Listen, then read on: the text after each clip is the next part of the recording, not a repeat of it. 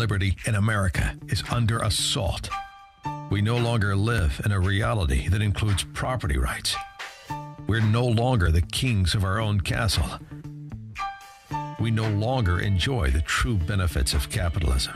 Instead, we're negotiating our rights with our own government. This isn't how our country was founded. These aren't the ideas of our founders. It's time to seize back our country. This is the Liberty Hour, where these important issues will be discussed for the sake of America's future. With a cigar in one hand and a copy of the Constitution in the other, here's your host, Sean Thompson. All right, in there, transgendering Kurt Cobain.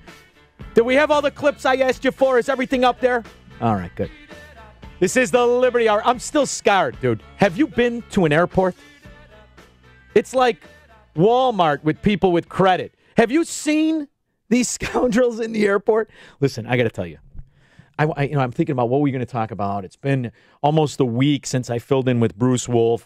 So much that happened in that weekend. I want to kind of cover it. And, I'm in the airport and I put together, I've got the real estate business there, looking to move there full time and expand. So I get to the airport. I have all this on my mind, right? And I'm listening. Of course, I'm a religious listener to the Morning Answer. I love it. Prof, Amy, are you kidding me? How could you possibly miss it? So I got my app and, I did the Donna Brazil, Bill Maher, which we're going to get into. And I look across and it's constantly battling this idea of this socialism and I am my neighbor's keeper and they're my keeper. And, it's great when you're sitting in the confines of your own living room and you're listening to these two-bit con men, whether it be and here's the other thing. They're all failures. Whether it be the High Sparrow, Bernie Sanders, or the latest girl on the block, Pete Buttigieg, whatever the case may be, they're all different Western Avenue used car scoundrel salesmen trying to get you to buy the rust preventative on the 20-year-old car. They're all con men. But it's this idea of this social utopia that I find nauseating, in particular when I am around the actual public. So, flying back from Florida, you could always tell the Chicagoan in the crowd. You just could. I don't know what it is, and I'm sure they feel the same way about me. That's what I am. I get it. And I got a great Elmwood Park story. But I look across the aisle, and here is this 370-pound, 5'3" woman. And I don't know how much Viagra was involved, but she had like 3 kids, all mirror images of herself, all fat and sloppy. And she had on the nylon shorts with, I'm not sure if it was intended to be a half top or her belly just grew so much that it had to be a half top. And I'm just looking at her, and she's eating, I think, from American Bagel, on everything bagel with everything that the store had stuffed into it, just shoving it into her big pie hole. And it was just thinking to myself, is this why my insurance went up 400%? Because of this fat slob and her 3 fat kids? I find it just repulsive that this is how they're beating me over the head with a virtue stick, that I am to work for these people that I'm offended with. We're even in the same room. It's sickening to me. However, what I will say is when I look at those 3 kids and I say, geez, you're going to get used to that beef, cheese, and urine smell coming out of your mom, and maybe you have a chance to be something in the future. Maybe you are going to create or do something. So I get the optimism about the unborn, about the young kid, about the future of society. And I'm hoping somewhere down the line, there will be somebody courageous enough to say to society, if you live in a way that is repulsive, we will not support you. Wouldn't that be wonderful? Can you imagine that? You want to solve all the problems of society, make some kind of standards in order to be a part of society, right? Well, listen, you have the absolute freedom to do whatever you want to do. I'm an advocate for freedom. And if you don't want to be in society, me either. Let me raise my hand. I don't want to be in it either. but I have a certain way in which I live my life that I certainly don't want to help you live yours if it isn't the quality of mine. See, that's the problem with socialism. That's what they don't get. The only difference between me and the real socialist is I don't want to control your life. I don't want you to live to my standard. I don't even want to look at you half the time. But the socialist, no. Every aspect of their agenda is about controlling you because you know what? They hate you. They don't have the balls for, it's a podcast, I could say that. They don't have the testicle fortitude to tell you that. I say I start out liking you. It isn't until you open your mouth that I make my decision, right? It isn't until you parade around this sweat hog telling me that it's her health problems that I have to have my insurance increased, right?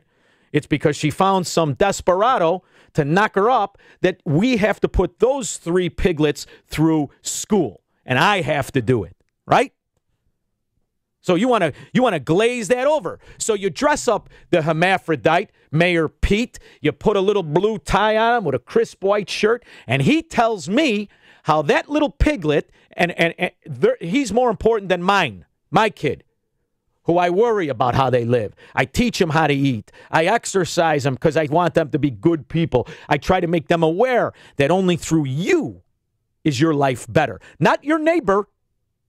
See, but the slobs and the sloths, no. They get to demonize people. They get to persecute people. And then every once in a while, they'll present themselves as intellectual. That's always my favorite because it's within their talking points. It's within their con that it's often told what their real feelings are. And finally, new rule, let's take a break from bashing millennials for their safe spaces, man buns, and avocado toast. And give them credit for doing something right. Having less sex than other generations, and so less babies, which is good for the planet. See, that's what they really think. That's what they really think. Now, it's presented to you in a comedy, but in every comedy, there's truth. Good comedy is always built on truth. That's why if you laugh at my description of that J.B. Pritzker with long hair, it's because it's true. I have to look at this sloth and then pretend that somehow there is an enlightened utopian society where everybody gets to live the way the people who work live, right? After all, that's the shit they're selling me. So when you envision this utopian, communist, blissful paradise, is it based on the people who work diligently 7 days a week, who worry about growing business, who worry about making money, who worry about providing for their kids like me? Or is it about the woman who smells like beef, cheese, and urine? Which one is it? Because I don't want to be 295 pounds after a diet. I don't want to. I want to take care of myself. I want to live a good life. I don't want to show my children how not to live. I want to show them how to live. But I certainly don't want to have the money that I earn for me and mine taken away for the sweat hogs of the world, or the drug addicts of the world, or the drunks of the world, or whatever else you're telling me is more virtuous than the way I live my life. See, but that's what the socialist has to do. That's what they must do. And every once in a while, there'll be a couple days in span, but you will be able to piece the agenda. So on one day, we had Bill Maher come out and say that. Then on the other day, and I give her credit. And by the way, I went to the Donna Brazil, Dan Proft discussion, and I caught it right away. That folksy BS coming from the con woman, right? I get it. Now, do I think she's evil? No. I think Donna Brazil realizes that only through nudging the sloths will you get them to live their life a certain way or to bring themselves up better. So she doesn't look at that woman raising the 3 chubby kids and say, "What are you doing? I don't want nothing to do with you." She looks at him and says, "Come here, baby girl. I'll show you how to do it right." That's what she does. And she's got that folksy con, that southern con, which is one of my favorites. But when they're caught and when they're backed into a corner, do they admit that they're socialists? No. And that's the beauty of the long con. Deny, deny, deny. And this is what Donna had to say when asked pointedly by Dan Proft. You think socialism is a smear? Calling somebody a socialist is a smear? Do you understand what socialism is? I mean, government control. Yes, I She doesn't. She is advocating for government control, but now she's going to besmirch it. But listen to, you got to love the long con. And this is why you should be afraid. Of enterprises, government control of all our commercials. I haven't heard anybody say that we want to. Hold on. So government control of enterprises and all your commercials. We'll skip the commercials because she obviously was wrapped up in a talking point. But government control of enterprises. So now to Donna Brazil, government control means guys came in beige Hugo Boss suits on and they said Heil Hitler and they took over the company. Or they did what they did in Venezuela and they said this building is mine and that building is mine. But there's another way to take over a business, and that is through operating penalties. That is through punitive extortion called taxes for various income. That is through onerous regulations in forms of how to pay your people, how to unionize your people, how to regulate your people, and how to produce what government wants you to produce through the beating of income when it's not produced, when you go a different direction, and then they tax you a certain way or they refuse to subsidize you, whatever the case may be. So we have this Rube Goldberg mechanism of American taxation, American regulation, and American bureaucracy that is prepared to extort, take, shut down, or not license your business. That is a government control. Toots, sorry to bring it to you. I mean, maybe if I sold it to you with that southern drawl, it would be clear. But we don't have capitalism, which is why it's easy to bash it, because you have no example. You have backdoor nationalized everything from banking to farming and everything in the middle. And that's why I reject it, even when it's sold by Republicans. But listen to the long con. We want government-run banks, government-run, hospitals. What they're debating inside the Democratic Party, which I agree we need to debate, is Medicare for all, Medicare Extra, Medicare Plus. And the reason why is because... Now, Dan couldn't contain himself, and you heard him say something there. And you know why? It's probably killing him that he can't do what I do, which is I would have pulled a Bruce Wolf on this son of a gun and interrupted her. That's what I would have done, because I would have said, what about Westlake and Melrose Park, Toots? You know, where I'm from. What about Melrose Park? What about Westlake, where a private company bought a hospital, where my kids were born, by the way, Westlake Hospital. And they said to him, no. You don't shut down. You don't lay off. You don't change your agenda. You operate it. And you had a bunch of politicians who, by the way, I love. Listen, I know Ron my whole life, Sir Pico. And I love him. I loved his dad. I know the whole family. Scoundrel nonetheless. Sorry, just is. And you, Ron, who can't run a hot dog stand, you get to tell a hospital how to operate?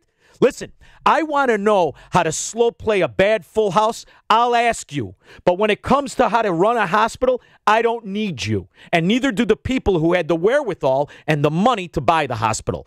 This is nationalized health care. Now, as you listen to Mrs. Creases, Donna Brazil, and you listen to her tell you about how Medicare and Medicaid is, she flies over the fact that for 70 years, it is the example of failure. Not just because it sucks, and it does, but because it's riddled with waste, fraud, and abuse. It is a target for every scam artist who wants to run a transportation, who wants to run a medical supply business, who wants to run a prescription drug company. That's where you go to steal the freaking money, because the bureaucrats run it and they don't know their ass from a hole in the ground. Just like Ron Serpico in Melrose Park, who tells the hospital that it must stay open. And you know what's happening? They're winning, because the court, the fat slob Irish judge who's probably drunk on Sunday morning, he said to the hospital owners, you must run it. For what? Well, because, it's better for the neighborhood. Well, I happen to have specific knowledge. There's a hospital a mile away. But you know what? That one loses money too. Because you know why? The government nationalized health care sucks. It stiffs the provider. It stiffs the healthcare worker. It stiffs the patient who depends on it. In fact, you know what government-run healthcare looks like? Fricking Cuba. There it is. Venezuela, where you got to bring your own sheets.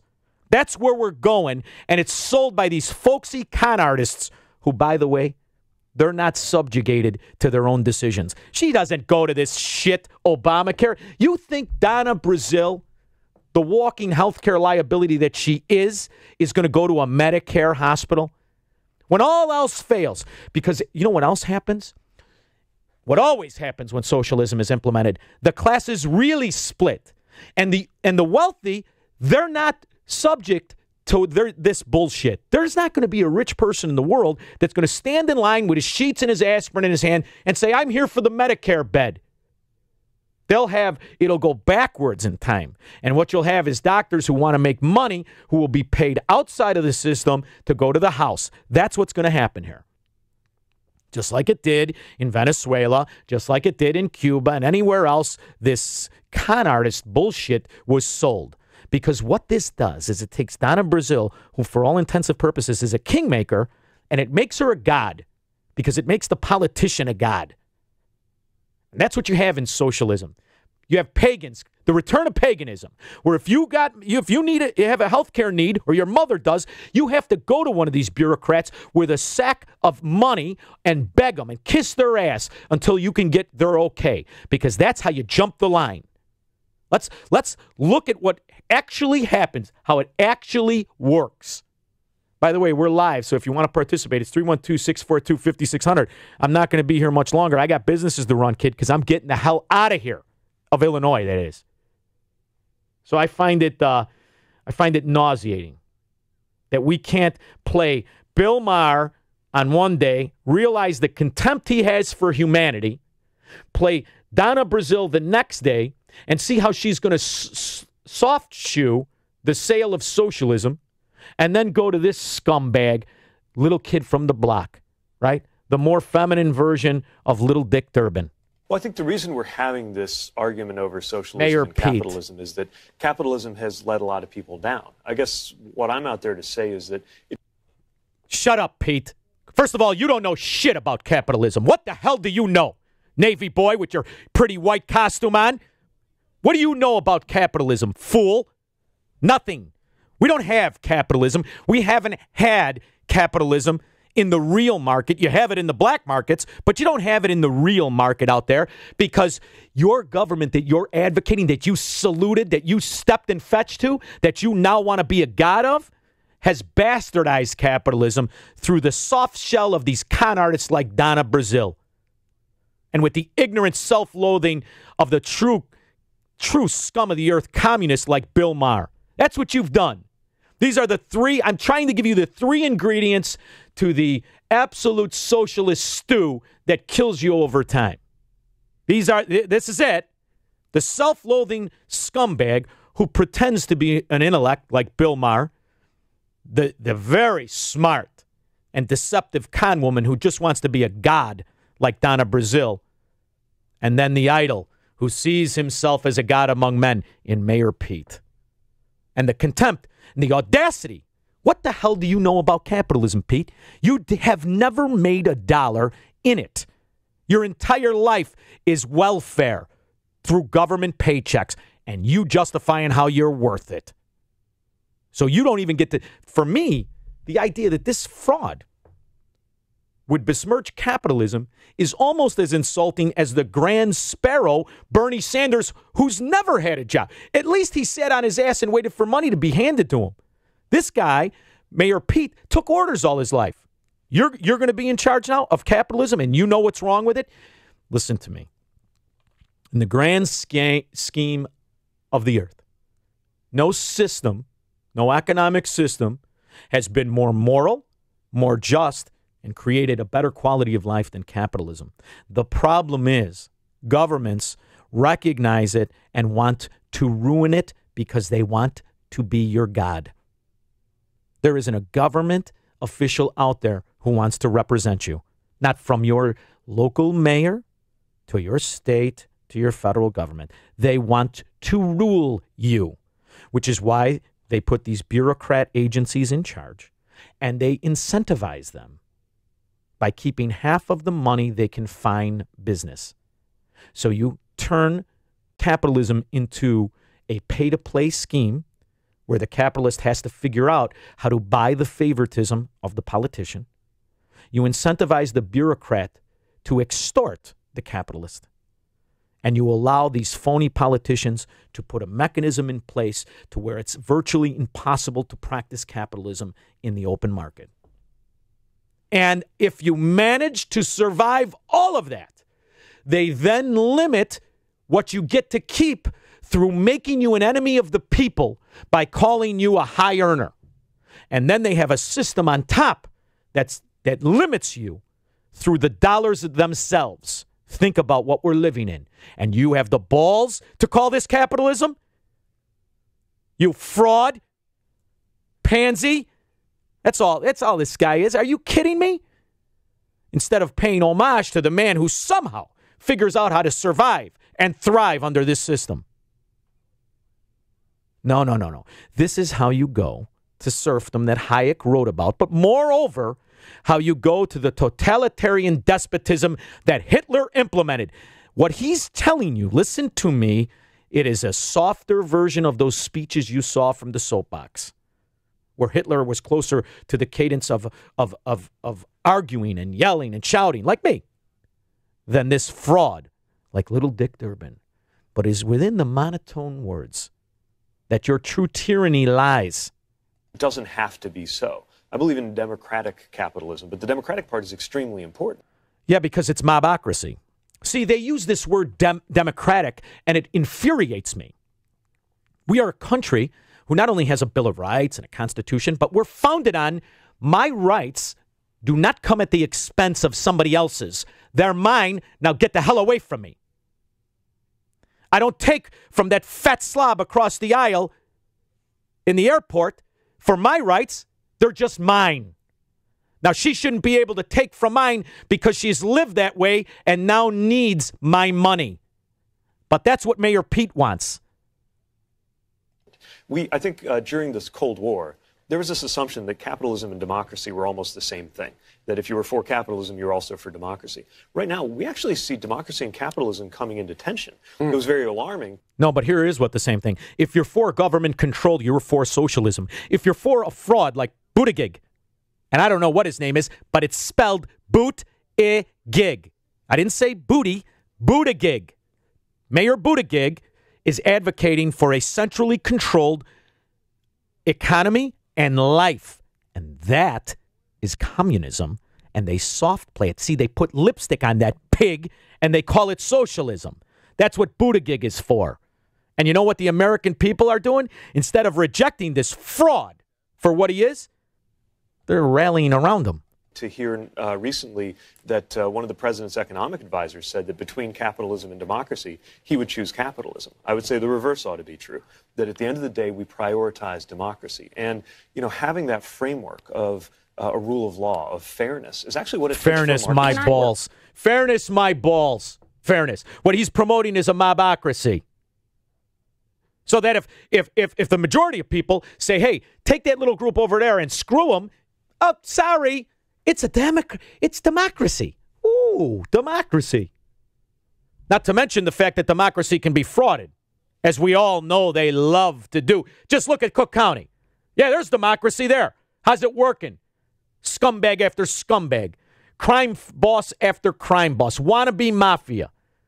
Irishmen. Drunk slobs like Ed Burke. The punchline that he is. Win after win. There's democracy. That's what socialism is. See, that's the beauty of us being from Chicago, Illinois. We know what it looks like with the pay-to-play, with the corruption, what the reality of socialism is. Now, the beauty is I can go down to Florida, love it, and then come back here to visit the people I love. Okay, fine. Then go back to Florida. What do you do when it's America? You do nothing. You suffer under it. I'm telling you. It is through this cadence. It is through this monotone.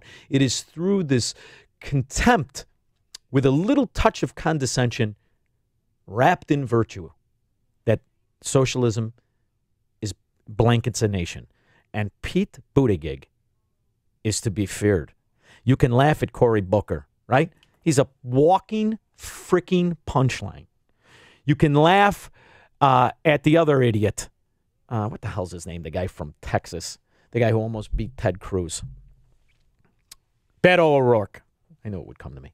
You can laugh at Beto O'Rourke, and you can see that dim-witted look in his eye, and you realize the majority of people aren't going to. Sure, the idiots are easily, stampeded. Morons are easy. But ultimately, 330 million people, what? About 110 million vote. All right, is he going to get the majority? I don't think so. The guys to worry about are Buttigieg and Yang. Believe me, do not count out on Andrew Yang. But the way in which we really defeat this is to go to the principles, to point out the people that really hate their fellow man. The ones who want to kill the true innocent. Or better yet, who make fun of the people who love them. And finally, new rule, let's take a break from bashing millennials for their safe spaces, man buns, and avocado toast. And give them credit for doing something right. Having less sex than other generations, and so less babies, which is good for the planet. See, that's the opposite of how I look at kids. In fact, I look at kids sometimes whose parents are scumbags or slobs or fat pigs, and I say, geez, there's probably a kid in there who's going to reject that sooner or later, who's going to look at that and say, God, I can't stand this. I'm going to live the right way. It is within the future the failures of the past are ever solved. The problem is, look at what we've done in this country. We're not only repeating the failures of the past, we're embracing the methodology that made the failure. There are more socialists in America today than there were socialists in Germany in the 30s. What do you think of that? And the reality is quite clear if you look at what happened. But how did the socialists take over Germany? Easy. He was able to culminate the socialists with the communists, and they overwhelmed the capitalists. Sound familiar? When you've got the folksy Donna Brazil, the self-loathing pretend intellect Bill Maher, and the con man wraps it up beautifully in Buttigieg, that's what you got. In America, it won't happen at the tip of a guy like Hitler. It'll happen at a guy like Mr. Rogers. It'll happen in monotone. It'll happen in false virtue. It'll happen when people do look at the person who lives his life right and demonizes him and talks about the victimhood of the sloth. And that is what I say we are at today. Let's see. But instead of asking why America's young people are having less sex, let's just be glad they are. Earth Day is coming up, and I can't think of a better gift to our planet than pumping out fewer humans to destroy it. People talk... Now, it's funny to me that we have this. We have less than 6% of America developed. In the entire world, you've got probably around... I remember reading that if you included Europe and you included all, you're still far less than 8% of the world that's developed. 8%, less than 8%. And what has happened to the world since we started to become productive? How could you look at that and say it's a bad thing? You know, the only reason that this guy gets to see the world is because man has evolved to the point we are today, where he can look at it through not even traveling there. It is only through the creations of man that life is the best it's ever been on the earth right now, today, than it was ever in the history of man. But yet, what does the self-loathing rat do? He besmirches that. He makes that as if it were terrible. And if we could go back to this cave utopia, pay attention to what he's saying. That's why they embrace the philosophies that are about force and failure. It is about managing the destruction, the de-evolution, the de-industrialization. It is about taking us back in time. That is their real utopia. Snap the pieces together.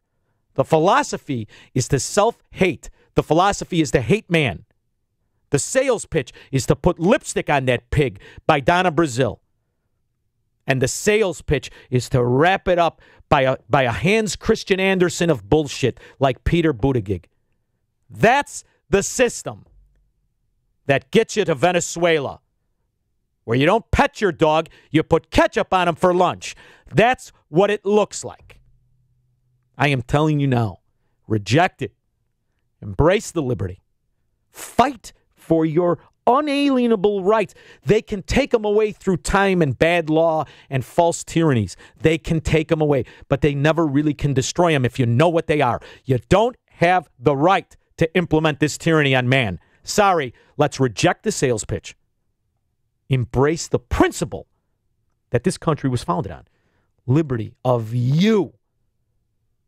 I don't look at that poor woman and say, you better live the way I should live. No.